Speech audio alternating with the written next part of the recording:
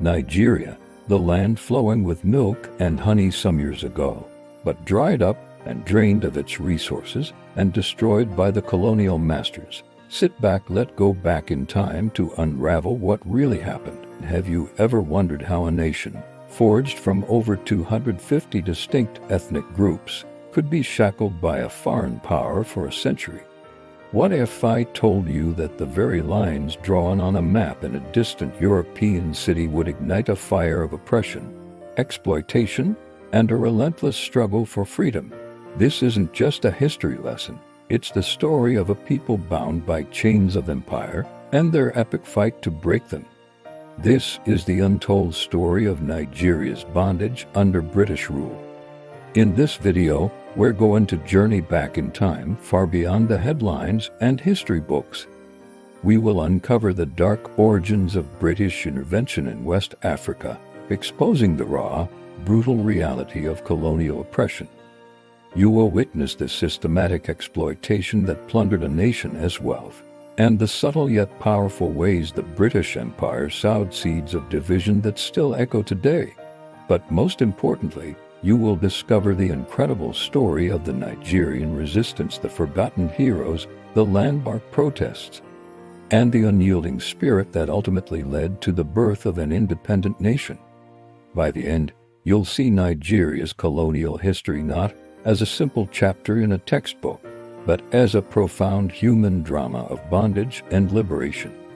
Our story begins not with a formal declaration of control, but with a creeping, insidious presence.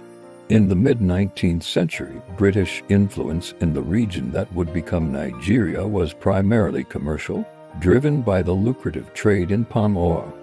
But this was a trade built on a sinister foundation. The British Navy patrolled the West African coast, ostensibly to suppress the transatlantic slave trade they had once championed. However, this naval presence served a dual purpose. It was a projection of power, a constant reminder of Britain's military might. Treaties were signed with local chiefs and kings, often under duress or through deceptive means. These treaties of protection were framed as benevolent partnerships, but in reality, they were the first threads of a colonial web. The Royal Niger Company, chartered in 1886 and led by George Goldie, became the de facto government in the region, armed with its own constabulary and the authority to administer justice.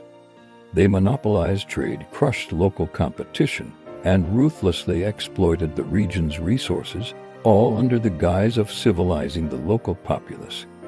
The true nature of British intentions was laid bare at the 1884 Berlin Conference. Here in a cold, sterile room thousands of miles away, European powers carved up the African continent like a cake, with no regard for the people who lived there. The diverse kingdoms, empires, and communities of the Niger area were arbitrarily bundled together and handed to Great Britain. This act of geopolitical vandalism marked the official beginning of Nigeria's colonial bondage. In 1900, the British government revoked the Royal Niger Company as charter and formally established the Southern Nigeria Protectorate and the Northern Nigeria Protectorate.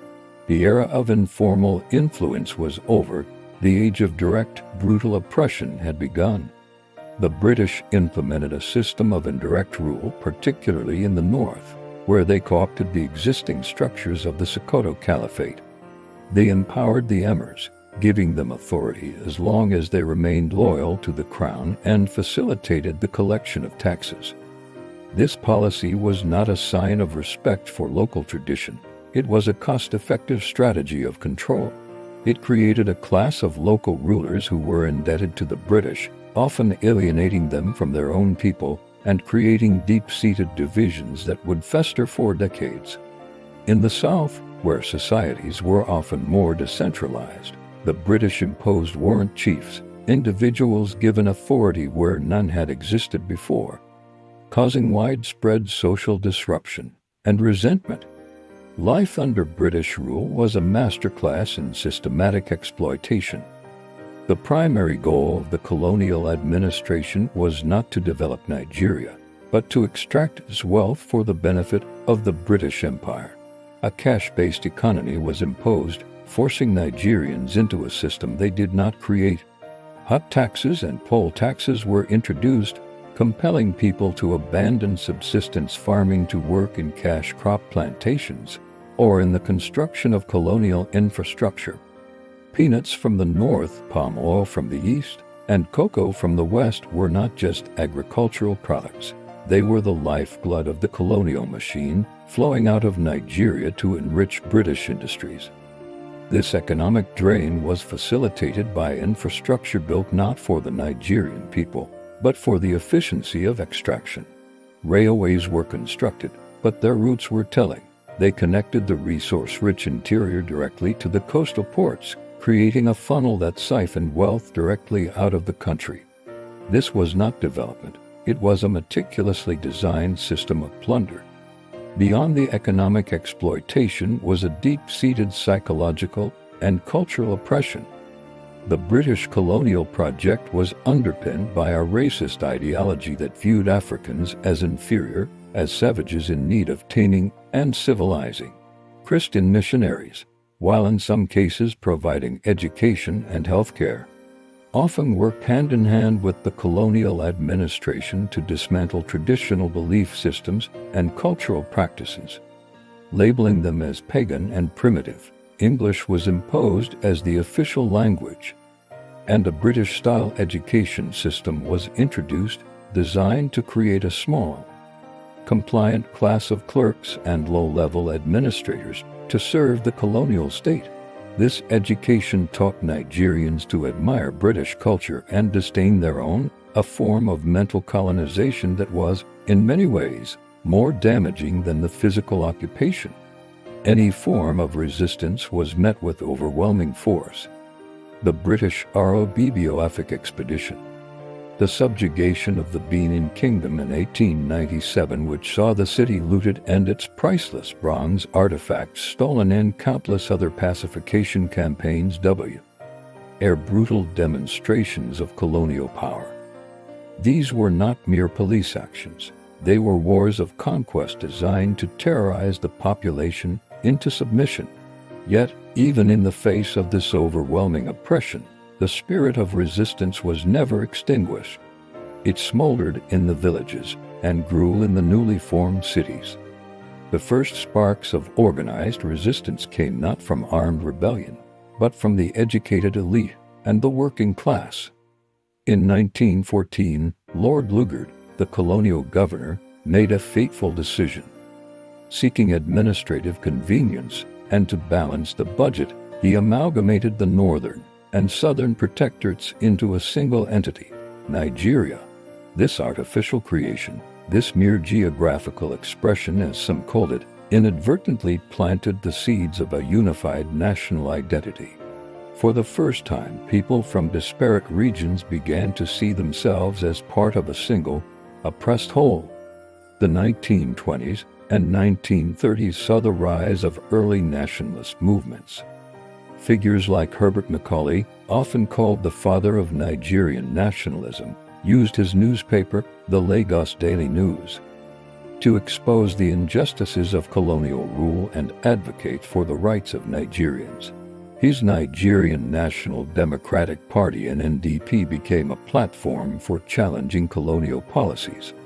The real turning point, however, came with one of the most remarkable acts of collective defiance in colonial history, the 1929 Aba Women's War. In the Igbo-dominated East, when the British tried to impose a new tax on market women, they were met with a force they never anticipated.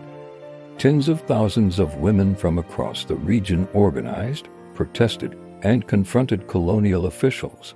They used their traditional networks to mobilize with astonishing speed, chanting, dancing, and demanding the removal of the warrant chiefs and an end to the tax.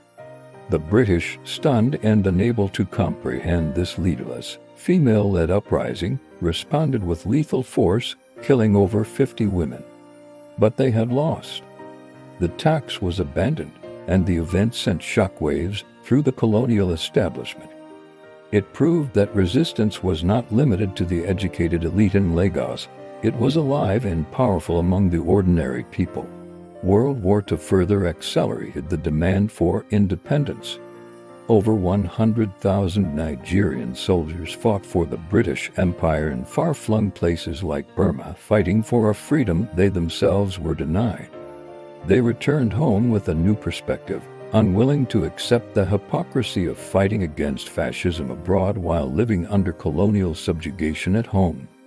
The post-war era saw the emergence of a new, more radical generation of nationalists. Nnamdi Azikiwe, an eloquent journalist and politician, founded the National Council of Nigeria and the Cameroon's NCNC, which became a powerful voice for a unified, independent Nigeria. In the West, Obafemi Awolowo formed the Action Group, advocating for a federalist structure that would protect regional interests. In the North, Ahmadu Bello and the Northern People's Congress (NPC) emerged to champion the interests of the northern region. The political landscape was becoming more complex, but the goal was singular: freedom. The 1945 general strike, which paralyzed the country for over 40 days, demonstrated the growing power of organized labor and the widespread popular support for the nationalist cause. The colonial government could no longer ignore the writing on the wall. The pressure was relentless. The moment that finally broke the back of colonial intransigence, the emotional peak of this long struggle, arrived with a series of constitutional conferences held in London and Lagos throughout the 1950s. Imagine the scene: Nigerian leaders Azikiwe, Awolowo, Bello, men who had been dismissed as agitators and troublemakers, now sat across the table from their British overlords. They were no longer petitioning, they were negotiating the terms of their own liberation. The debates were fierce, the regional tensions palpable. The North, fearing domination by the more Western-educated South, argued for a delayed timeline. The South pushed for immediate independence. The fragile unity of Nigeria, a unity forged in the crucible of anti-colonial struggle, was tested to its limits. But through tense negotiations, compromises were hammered out. A federal system was agreed upon, and a date was set. The climax was not a single, violent battle, but this hard-won political victory. It was the moment that chains, forged over a century of oppression, finally began to crack. On October 1, 1960, the suspense that had gripped a generation finally broke. At the stroke of midnight, in the racecourse ground in Lagos, the British Union Jack was lowered for the last time. In its place, the green and white flag of a newly independent Nigeria was raised, soaring into the night sky under the gaze of a jubilant crowd. The roar was deafening. It was the sound of a century of pain, struggle, and hope culminating in a single, beautiful moment of release. Prime Minister Abubakar Tafawa Balewa, in his independence speech, acknowledged the past but looked to the future, declaring that Nigeria was now on the threshold of a new life. The bondage was over. The journey was just beginning. The legacy of colonialism, however, did not vanish with the lowering of a flag. The arbitrary borders, the seeds of ethnic and regional division, and the extractive economic structures would continue to plague the new nation, leading to political instability and conflict. But that night, all that mattered was freedom. It was a hard-earned closure, a testament to the unyielding power of a people who refused to be defined by their chains and who fought against all odds to claim their own destiny. Nigeria was free.